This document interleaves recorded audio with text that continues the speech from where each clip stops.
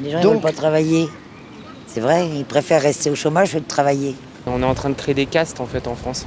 Quand on crève la dalle, il faut aller bosser aussi. Vous savez, la France est un beau pays, c'est pour ça que ça attire beaucoup de monde, voyez-vous. Vous savez ce qu'il faut? Une bonne révolution.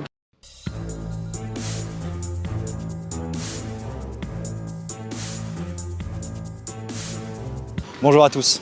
Suite à la progression du déficit public, le gouvernement cherche des solutions pour réduire les dépenses et ils envisagent de s'attaquer à l'assurance chômage. On va aller discuter de tout ça ensemble.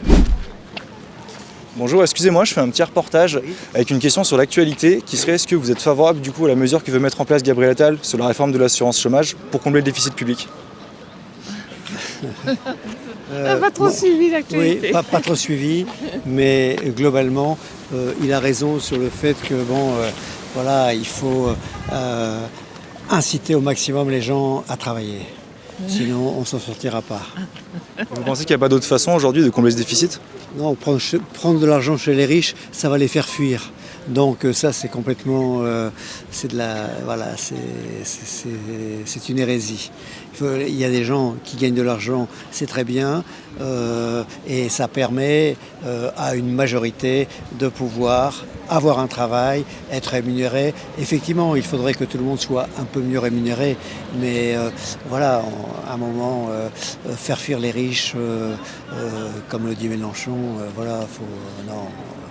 C'est une hérésie. Est-ce que c'est pas justement de taper encore dans le portefeuille des plus précaires? Non, pas du tout. Pas du tout. Il y a beaucoup de gens quand même, malgré tout, qui ont la faculté, qui profitent quand même un maximum. La France est un beau pays qui profite au maximum quand même des acquis sociaux. Je pense que travailler, c'est quand même Une valeur sûre. participer, être dans le milieu social, et c'est aussi valorisant pour la personne de travailler. Donc je trouve que le travail devrait être accessible à tous, mais par contre qu'il soit beaucoup mieux rémunéré.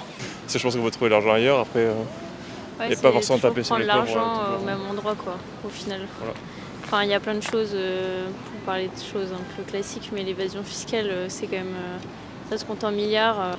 C'est les gens qui sont au chômage, c'est pas forcément des gens qui en ont rien à foutre et qui glandent chez eux, quoi. Donc c'est un peu facile de faire ça, quoi. Parce que y a des gens, ils cherchent du travail, c'est pareil quand ils ont réduit le chômage à dire oui, du coup si vous refusez tant d'offres, alors je sais plus exactement les détails, mais du coup ça vous coupe le chômage ou quoi. D'accord, mais bon, si tu me proposes n'importe quoi comme taf. Je sais pas, c'est vraiment prendre des raccourcis, très raccourcis. Il y a plein d'autres pays où le système de chômage n'existe pas et où finalement, quand on crève la dalle, il faut aller bosser aussi. Moi, c'est pas trop le chômage qui me poserait un problème, c'est peut-être aussi le RSA, où on a toute une population qui pourrait aussi peut-être travailler dans des lieux, dans des sortes de travail qui ne conviennent peut-être pas aux uns et aux autres parce que c'est peut-être plus en adéquation avec leur formation, etc. Mais enfin, je pense qu'on est dans un monde aujourd'hui où travailler du départ jusqu'à la fin de sa vie dans une seule carrière n'existe plus. Même moi, à plus de 60 ans, j'ai déjà changé 3 fois de travail.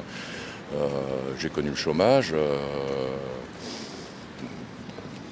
Si on se remet en question et qu'on se remet rapidement dans le cours de la vie ou du travail, il faut juste pas manquer le train et juste pas rester sur le quai. En fait, le problème que ça poserait également, ce serait qu'en fait, les caisses aujourd'hui de l'assurance chômage sont excédentaires, c'est-à-dire qu'il y a plus d'argent qui rentre qui sortent. Et il y aurait aussi d'autres solutions qui pourraient être envisagées, notamment... Ça reste à prouver. Je pense qu'il y a beaucoup de choses qui seraient à remettre à plat, oui. Mais l'assurance chômage, oui, en fait sans doute partie, en effet.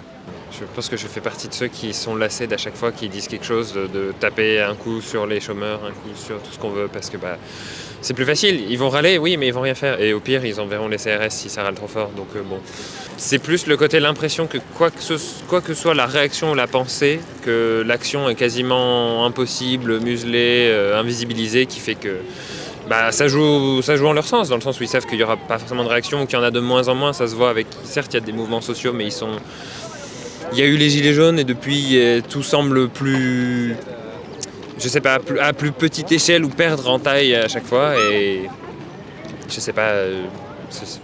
non, je sais même pas quoi rajouter. Ça paraît impossible de les contrer, entre guillemets. Ou même de juste opposer une modération sur le côté argent public, trop dépensé. Mais par contre, tiens, faisons tout ce qu'on peut pour pas être un paradis fiscal, mais s'en approcher sur certains aspects pour qu'effectivement, on rattrapera pas l'Irlande, mais quand même. Et si je vous dis que la plupart des chômeurs aujourd'hui, il me semble que c'est plus de la moitié qui sont quand même des activités mensuelles, que ça passe par de l'intérim, Oui, tout c'est ça. Et donc c'est ce qui n'est pas normal.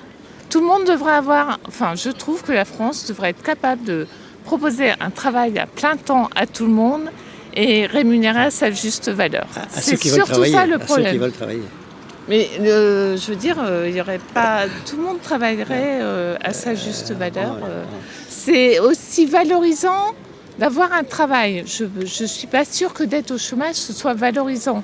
Donc pour la personne, à partir du moment où elle a un travail qui la rémunère et lui permet de vivre dignement, c'est l'essentiel. Mais à vous écouter, j'ai l'impression que vous pensez que c'est un choix d'être au chômage. Non, pas du tout. Non, C'est justement la France qui ne propose pas assez de... écoutez, quand on voit le nombre, Non, pas du tout. quand on voit le nombre d'emplois non pourvus et le nombre de chômeurs, quelque part il y a un problème. C'est qu'il y a des gens qui ne veulent pas bosser, c'est clair. C'est clair. Après, est-ce que le travail qu'on leur propose serait mieux Oui, rémunéré? mais regardez, alors, on va prendre un extrême, regardez ce qui se passe en Angleterre, la rémunération du chômage, voilà, et les gens sont prêts qui ont eu des gros revenus, sont prêts à travailler parce qu'au bout de 6 mois, je pense, si ma mémoire est bonne, si ça n'a pas changé, il n'y a plus d'allocation chômage. Donc, et ils prennent un emploi qui est parfois en dessous, ou souvent en dessous de leur qualification. Mais voilà, ils n'ont pas le choix. Et quelque part, il faut quand même... Vous savez, la France est un beau pays, c'est pour ça que ça attire beaucoup de monde, voyez-vous. C'est ça le problème. Et à force, quand le gâteau diminue, eh bien malheureusement, on ne peut plus payer comme on le faisait par le passé, des gens à ne pas travailler. Ça, c'est pas possible et qui profitent quand même, qui profitent de certains droits auxquels, vous voyez, il y a des gens qui sont nés en France, qui sont en France et qui sont malheureusement parfois par des accidents de la vie sur la rue, dans la rue. Et ça, c'est pas admissible, c'est pas normal. Il faut trouver une solution pour ça. Mais après, il y a tellement d'ouverture possible qu'aujourd'hui, on ne peut pas prendre le malheur de tout le monde dans un pays. Pensons d'abord aux gens de notre pays qui puissent vivre dans une extrême majorité dans des conditions satisfaisantes.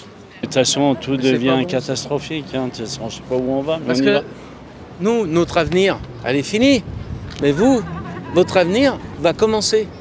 Donc c'est plutôt pour les jeunes que c'est malheureux. On va te dire qu'il faut positiver, moi, mais malheureux. le problème, c'est que maintenant, ça devient lamentable. Tout le monde s'en fout de tous les réseaux sociaux. C'est le bordel. Ça va pas. Ça va pas. Il y a plein de trucs qui vont pas. Autrefois, c'était pas comme ça. Vous savez ce qu'il faut? Une bonne révolution. Ouais. Et comment elle se manifeste? C'est pas il faut tout bloquer en France. C'est-à-dire le travail, sans violence, mais tout bloquer et aller directement tous à Paris. Et rester devant, sans bouger, assis. Vous iriez, vous? Oui, bien sûr. Mais il faut que ça soit tout le monde. C'est-à-dire les jeunes, les enfants, parce qu'il ne faut pas exagérer. Les mères, il faut qu'ils s'en occupent. Mais les enfants, les anciens, tous ceux qui sont à la retraite, tout le monde. Même les chômeurs, tout le monde doit y aller. Et comment on fait pour rassembler tous ces gens? Comment on fait pour que tous ces gens puissent se rassembler? Ça, c'est compliqué. C'est plus difficile. Il faut d'abord pouvoir avoir des contacts avec tout le monde, par la télévision, la radio, et dire voilà, on veut se mobiliser. Est-ce que vous êtes d'accord? Envoyez-moi un message ou je sais pas, une adresse email à la radio pour dire voilà, tel jour je suis d'accord pour me mobiliser et d'y rester pendant des jours, des semaines s'il faut. Il faut carrément pas bouger et rester devant l'Élysée. Ouais, l'Élysée, carrément. Et rester là et pas bouger. Là, je pense que le président il va commencer à comprendre que ça va pas. Parce que la violence, c'est bien les manifestations, c'est bien, je ne dis pas le contraire, mais ça ne fait pas avancer les choses parce qu'il s'en fout complètement. Moi je pense qu'il y a d'autres choses auxquelles on pourrait s'attaquer en premier. L'assurance chômage, il y a des réformes quand même très très régulièrement, encore une assez récemment. Donc aujourd'hui il y a quand même des personnes qui certes certainement abusent du système, mais ça ne doit pas être quand même la majorité j'imagine. Et donc je pense que c'est des petites économies par rapport à un déficit exponentiel et que voilà, il y a sûrement d'autres choses à faire avant. Vous avez des idées en tête de où est-ce qu'on pourrait justement aller chercher ailleurs? Il y a toujours les mêmes choses qui reviennent, c'est-à-dire qu'effectivement il y a des riches qui sont toujours plus riches, donc forcément à ce niveau-là il y a quand même forcément des choses à faire et qui pourraient ne que très peu les toucher eux et pourtant qui pourraient bénéficier ensuite au plus grand nombre, quoi. Les disparités en France, elles sont énormes du coup. Donc il y a un moment où du coup il y a des très bas salaires, il y a des salaires moyens et en fait il y a des très hauts salaires. En fait, quand on regarde un peu les schémas français, on se rend bien compte qu'il y a beaucoup d'ultra riches qui ont 80% du monopole français. Donc il y a un moment du coup il y a un moment où on tape pas sur les bonnes personnes en fait. Si on tape sur l'assurance chômage, du coup, ça permet l'assurance chômage, elle permet aussi de réintégration par l'emploi, elle permet la réadaptation, la reconversion professionnelle, elle permet beaucoup de choses. Et donc du coup, si on l'enlève, il y a un moment où forcément toutes ces petites choses-là, on va plus pouvoir les faire et ça va profiter à qui? La question, elle est toujours là en fait. C'est à qui ça profite tout ça en fait. On est en train de créer des castes en fait en France. Donc du coup il y a les castes des très riches, les castes des très pauvres. Donc, et du coup on le sent au sein d'une même famille. Du coup moi je peux en parler, c'est que du coup moi je suis agriculteur, donc je râle et pas crête, je gagne très mal ma vie. Et du coup ma compagne gagne beaucoup plus que moi. Et du coup en fait on a cette disparité. Et du coup on est dans les familles moyennes. Et en famille moyenne, on s'en sort, on s'en sort, mais c'est pas ce qui est le plus facile. Donc du coup, en fait, il y a toujours ce côté-là, cette disparité. Aujourd'hui, on entend des choses qui sont pas audibles, mais c'est pas normal. Comme quoi, par exemple? Les choses qui ne sont pas audibles, c'est comme je vous dis, prenons l'argent aux riches. Mais il y a déjà beaucoup de riches, entre guillemets, qui sont partis. Et ça, c'est des emplois en moins pour la France. Faut pas se masquer les yeux, quoi. Mais il n'y a pas de secret. La valeur travail. Et pourtant, la valeur travail, ça fait partie de la doctrine marxiste. Mais ça a une valeur, il faut qu'elle soit à juste titre rémunérée.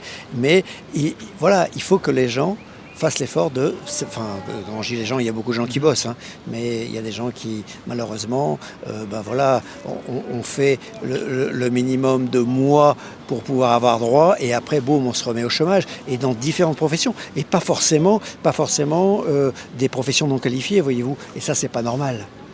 Donc il faut un moment, il faut serrer les boulons, quoi. Et puis il faut redonner place à des vraies valeurs qui ont fait la richesse de notre pays, quoi.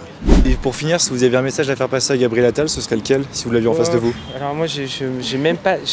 Vraiment, mon point de vue perso, c'est en fait, pour moi, alors je vais être trash dans ce que je vais dire, mais pour moi, c'est des pantins. C'est des gens qui sont gérés par des gens qui sont encore plus riches qu'eux, et donc du coup ils ont aucun pouvoir sur la France. En fait, le gouvernement a été élu à moins de 50% à la dernière élection. Donc du coup, il y a un moment où du coup, c'est pas représentatif des Français du tout. Et en finalité, qu'est-ce qu'on pourrait dire? De toute façon, tout ce qu'on va dire là, il s'en fout. Il s'en bat les couilles. Concrètement, je te le dis clairement. Il s'en fout. Donc, en fait, ça ne sert à rien du tout, en fait, parce que du coup, il va même pas écouter, parce qu'il est déjà dans des problématiques économiques ou supérieures. Il s'intéresse pas. Enfin, il va pas venir voir. Il vient faire des effets d'annonce, mais il va pas vraiment voir ce qui se passe au niveau de la population. Donc, moi, franchement, je lui adresse même pas. Je lui dis rien du tout, parce que de toute façon, il peut rien. Il a les pieds et les mains liés par les grands actionnaires. Donc il ne peut rien faire.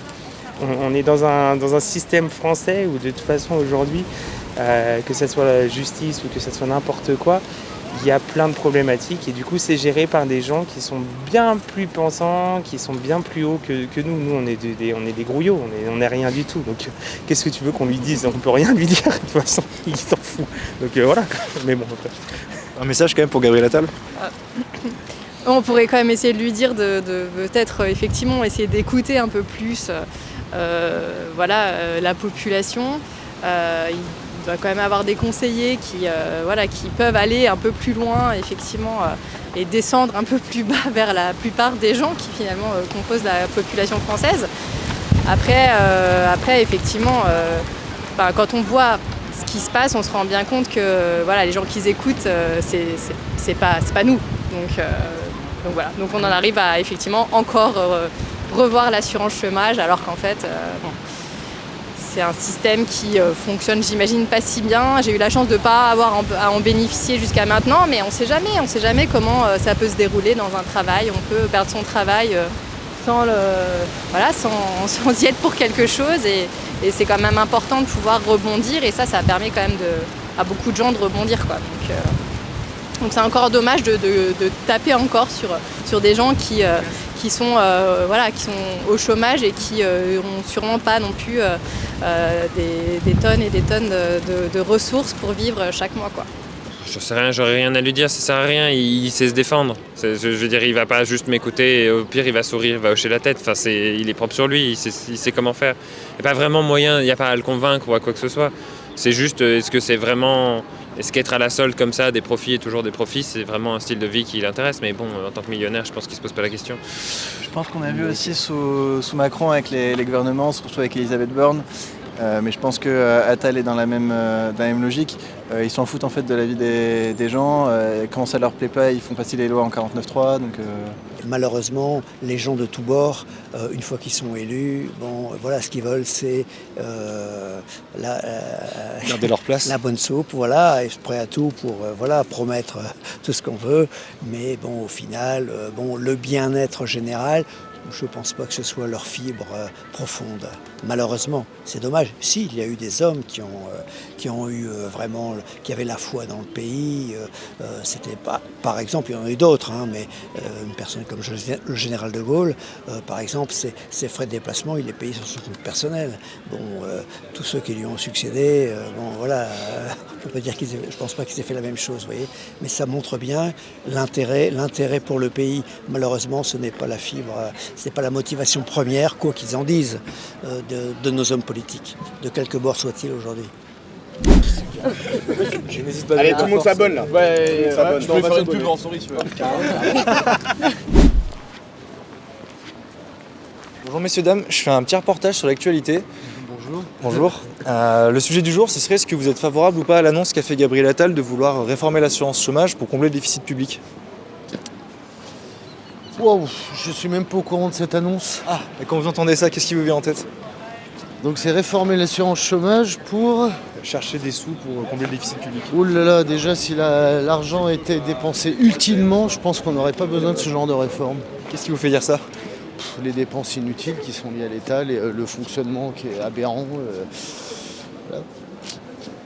Je travaille pour, donc je peux vous dire que l'argent est dépensé n'importe comment. Ok. Vous travaillez dans quoi exactement? Je peux pas vous le dire. Ah. Bon. Merci. Merci à vous. Maintenant, on est en déficit de je ne sais plus combien. Il faut trouver des moyens de renflouer. Et c'est pas les chômeurs. Ils doivent trouver du boulot parce que de toute façon, les entreprises demandent de la main-d'œuvre. Les gens ne veulent pas travailler. C'est vrai, ils préfèrent rester au chômage que de travailler. Vous pensez vraiment? Oui. Oui, j'ai un client, il embauche des gens du chômage et ça dure un jour, c'est trop dur de travailler, il préfère s'en remettre au chômage. Donc, nous, on est des entreprises, alors c'est pour ça. On est commerçants. On sait ce que c'est. On sait ce que c'est. Mais dans beaucoup de boîtes, ils allaient au chômage et puis ils se trouvaient bien de bricoler pour les uns, pour les autres. Alors ils touchaient le chômage, plus des petites subventions par les mecs qui travaillaient. C'est pas mal ça, mais il ne devrait pas avoir de chômeurs à ce moment-là. Et je trouve ça dommage en fait qu'on s'attaque comme ça à des gens qui sont peut-être les plus faibles, les plus démunis. Et c'est là où je dirais à notre Premier ministre qu'il serait intéressant quand même d'être un peu plus représentatif et de s'assurer que tous les citoyens sont protégés, parce que quand même on est en France, je pense qu'on a un rayonnement international et une visibilité qui fait que on a un pays où on se sent protégé, on se sent aidé.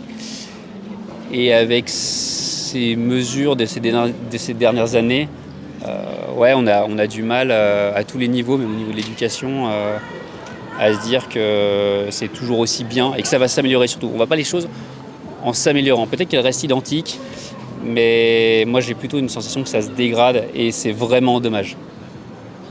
Ça se dégrade sur quoi d'autre pour toi par exemple? Alors, en fait, ce qui est un peu embêtant, c'est que moi, je suis sorti du système éducatif, donc il y a plein de choses aujourd'hui que je ne vois pas. Et ce que j'ai vécu il y a 10 ou 15 ans, peut-être que maintenant c'est un ressenti qui est complètement différent et que peut-être les choses sont bien dégradées, mais on voit quand même parfois des situations dans les médias, dans le public, avec des établissements délabrés, des classes qui sont toujours plus en plus grandes. Alors moi je ne sais pas ce que tu en penses, mais une grande classe, c'est très très difficile pour des professeurs d'enseigner correctement, c'est ça, pour les élèves de suivre. Et puis d'accorder un suivi un peu personnalisé, parce que tout le monde à un moment ou à un autre a besoin de soutien ou d'aide, et pouvoir bénéficier comme ça d'un temps avec son professeur, c'est super, mais dans une classe de 30 élèves, c'est trop difficile. Donc, et puis c'est la même chose pour les hôpitaux en fait, quand vous avez des infirmiers comme ça répartis sur des dizaines et dizaines de lits, c'est difficile d'avoir l'attention. Moi je l'ai personnellement vécu pendant la phase Covid.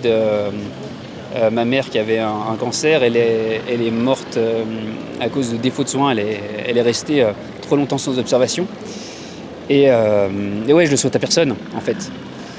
Donc ouais, je pense que la France, on devrait être l'exemple du pays qui s'améliore et qui s'investit continuellement dans l'aide et le soutien de ses citoyens, de sa population, plutôt que dans le pays qui veut faire, je sais pas, comme les États-Unis, à avoir finalement une retraite que vous avez financée vous-même, un système très indépendant et égoïste qui, on le voit ailleurs, en fait, ça bénéficie au final qu'à une tranche très limitée de la population ou à certaines entreprises, et ça crée un système qui est inégalitaire et finalement où personne s'y retrouve.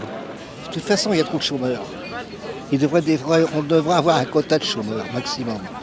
Moi, je dis que 5%, c'est bien. Bon, je sais très bien qu'il peut y en avoir du chômage, mais pas autant qu'on en a à nous. Voilà. Pas tomber sur les bonnes personnes, je crois. Non, mais c'est intéressant, ça va très bien, je cherche tous les avis. Donc, évidemment, les jeunes, ils vont dire, non, ouais, ceci, cela, mais moi, je trouve que... de toute façon, d'abord, il a dit, il faut travailler, retravailler, travailler tout le temps. On est obligé de travailler, en fait. Le pognon, il n'arrive pas comme ça. Bon, il y a les super riches, mais oui, les super riches, tant mieux. S'ils ont réussi à être super riches, moi, je suis pas jaloux. Moi, je dirais que ce déficit, il n'est pas nouveau. Voilà, après, je pense qu'il y a eu aussi des événements qui ont fait que ça a creusé. Voilà, on le dit, voilà, il y a le Covid. La guerre. Je pense que, oui, la guerre. Ouais. Mais voilà, des chômeurs, il y en a toujours eu. On n'est pas chômeur par plaisir. Là, on a l'impression qu'on vient stigmatiser quand même les chômeurs. J'ai ce sentiment-là. On vient stigmatiser, les gens ne profitent pas. Sur notre fiche de paye, on paye quoi.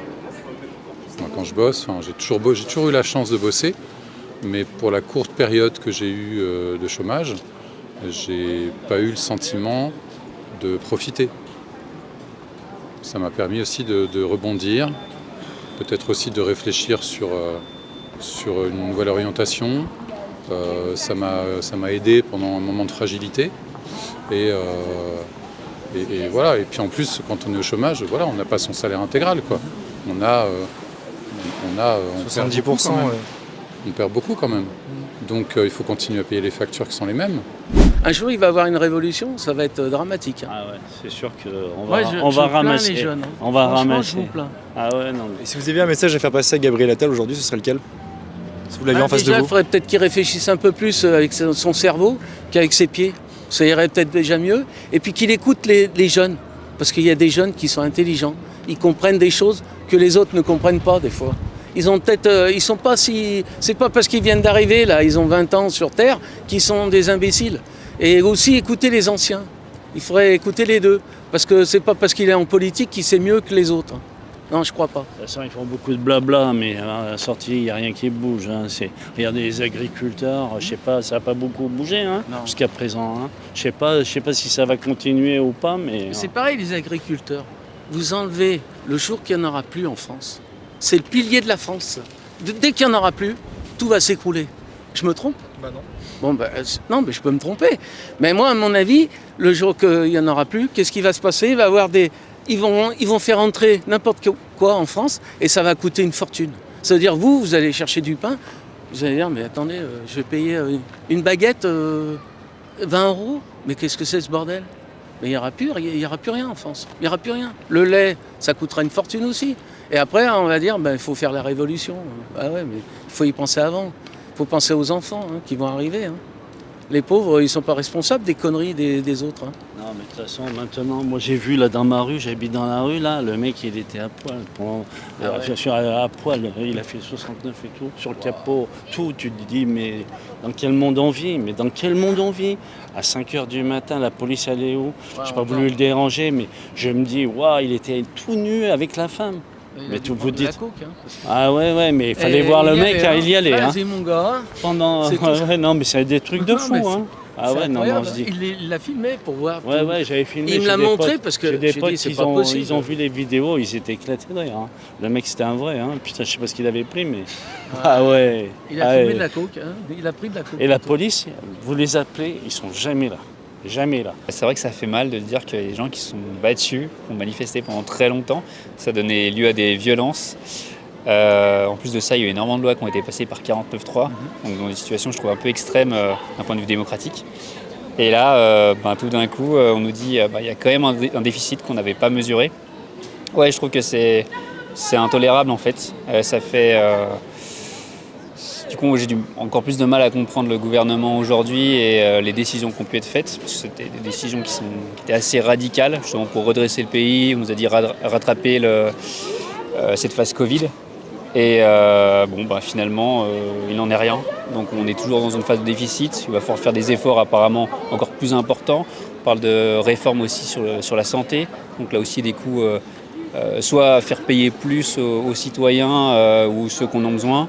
Des réformes aussi sur l'assurance chômage. Et je trouve que c'est une perte d'acquis comme ça qui va à toute vitesse et sans en voir des gains ou des bénéfices particuliers. Même plutôt, j'aurais tendance à dire là en ce moment, alors peut-être amplifié par les médias peut-être, mais une sorte d'effet boule de neige où plus on réduit ses acquis, ses avantages sociaux et moins les choses vont bien.